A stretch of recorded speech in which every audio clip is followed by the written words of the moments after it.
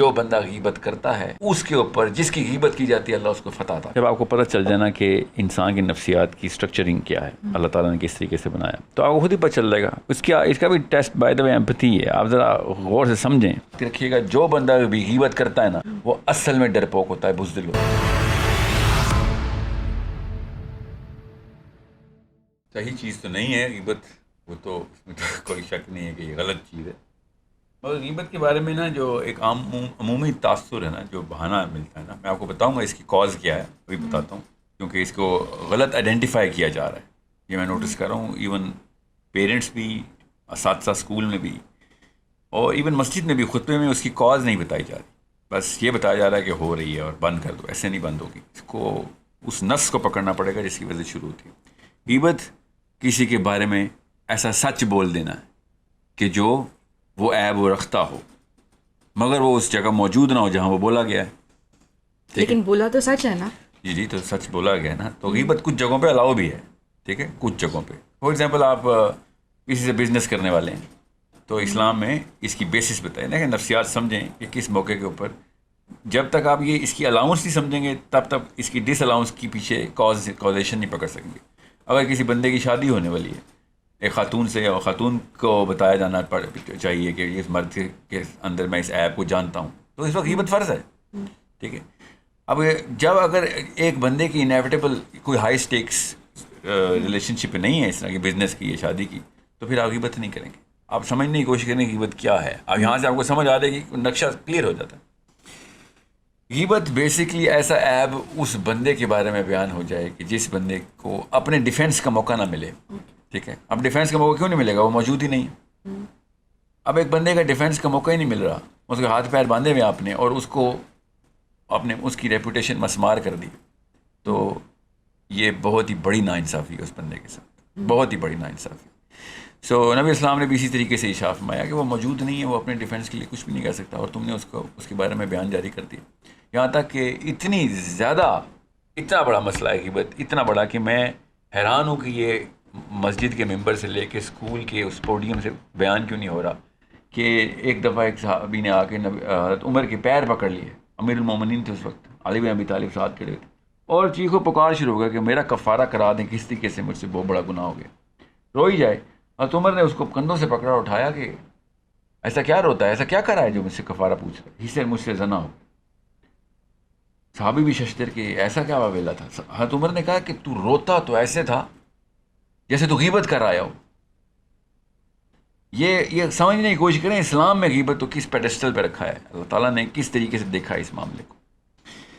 غیبت اتنی بڑی اور اتنی گندی ایک حرکت ہے کہ جس سے تیزاب کی طرح اخلاقیات باقی کی ساری ختم ہو جاتی ہے۔ جس کے پیچھے کاز کیا ہے یہ سمجھ لیں، اس کے پیچھے کاز ہے ڈر۔ Lack of courage leads to this event, کہ آپ جو بھی اس بات کو غور سے سمجھیں میں کیا کہہ رہا ہوں، جب آپ شجاعت کا، جو بھی پیرنٹس اپنے بچوں کو شجاعت کے درس نہیں دیں، کریجس پروجیکٹس میں ٹرین نہیں کریں گے، ان کے بچے غیبت کرنے میں مجبور ہو جائیں گے۔ یاد رکھیے گا اس سے اگلا لیول پھر تہمت کا آ جاتا ہے۔ تہمت ہوتی ہے کہ جو چیز بندے میں عیب ہے ہی نہیں وہ میں نے بتا دیا کسی کو۔ غیبت اور تہمت میں اتنا بڑا فرق ہے۔ تو غیبت کیوں کرتا ہے انسان؟ غیبت تب انسان کرتا ہے جب وہ اپنے آپ کو لاچار اور ڈیفینس لیس سمجھتا ہے، اگینسٹ اے وار جو وہ سمجھتا ہے کہ میں نے لڑنی اس سے۔ حالانکہ اسلام نے being a Muslim, you should know, being a Muslim role سمجھ لیں کہ اللہ تعالیٰ جو بندہ غیبت کرتا ہے اس کے اوپر جس کی غیبت کی جاتی ہے اللہ اس کو فتح عطا کرتے ہیں۔ یہ اصول سمجھ لیں، جس کو یہ اصول پتہ چل جائے گا ساری عمر اس کی غیبت تو نہیں کرے گا جس سے وہ نفرت کرتا ہے، وہ تو نہیں چاہے گا کہ اس کو فتح ملے میرے اوپر۔ تو اللہ تعالیٰ نے یہ اصول بتا دیا ہوا ہے، نبی اسلام نے اصول بتا دیا ہوا ہے۔ اسلام کی being a Muslim basis of اخلاقیات کیا ہے کہ اگر تم اس سطح پہ ہی گرنا چاہتے ہو نا کہ اس سے ہی لڑائی کرنی ہے اور اس وجہ سے اس سے نفرت یا کی وجہ سے اس کی غیبت کرتے ہو، تو اللہ تعالیٰ نے بتا دیا کہ فتح اس کو تمہارے اوپر دے دی جائے گی اگر تم نے اس کی غیبت کی، کیونکہ تم نے اس کو ڈیفینس لیس پایا اور اس پہ وار کیا، صرف اس لیے کہ اب تم اس سے ڈرتے ہو، کیونکہ بغیر ڈر کے انسان غیبت نہیں کرتا ہے۔ یاد رکھیے گا جو بندہ بھی غیبت کرتا ہے نا وہ اصل میں ڈرپوک ہوتا ہے، بزدل ہوتا ہے، وہ دیکھتا ہے کہ وہ بندہ یہاں پہ موجود نہیں تو اس پہ وار کر دیتا ہے۔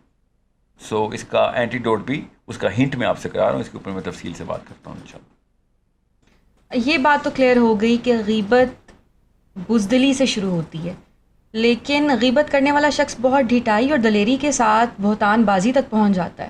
تو میں چاہوں گی کہ آپ اس پہ اور مزید روشنی ڈالیں کہ انفرادی لیول پہ اور معاشرتی لحاظ سے کلیکٹیو لیول پہ کیا کیا نقصانات ہوتے ہیں غیبت کے.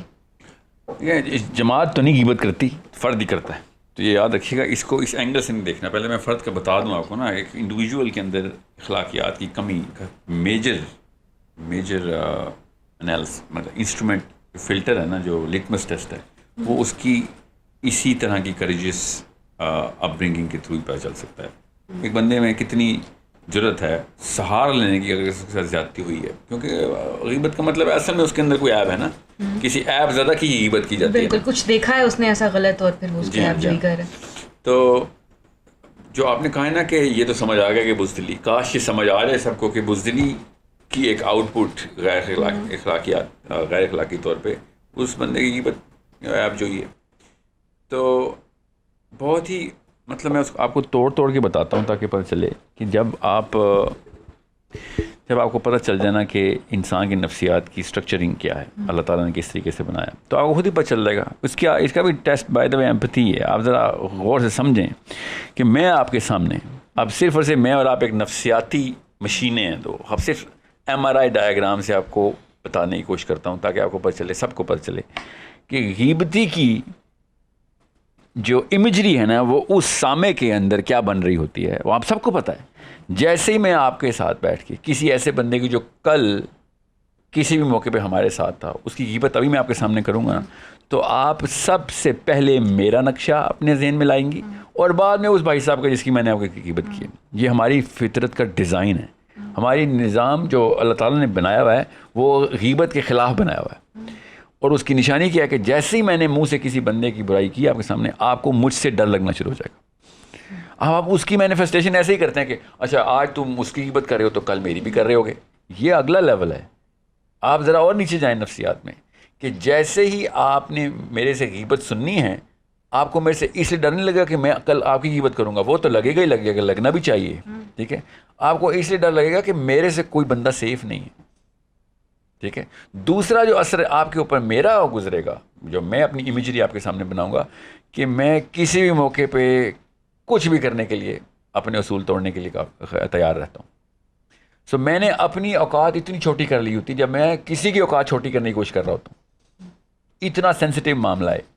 تو فرد کی نقصانات کی میں آپ کو بیسس بتا رہا ہوں. باقی کے کیا نقصان بنانے جب میں نے اپنی حیثیت ہی گرا دی آپ کے سامنے, اور ہم اپنی حیثیت بنانے کے لیے لوگوں کی برائیاں کر رہے ہوتے, اور یہی نہیں سمجھ سکتے کہ انسان کیا بس میں نہیں, ہم نے اس سامے کے بس میں اس جس کے سامنے ہم نے غیبت کی ہے اس کے بس میں ہی نہیں چھوڑا کہ میری اوقات زیرو کر دو.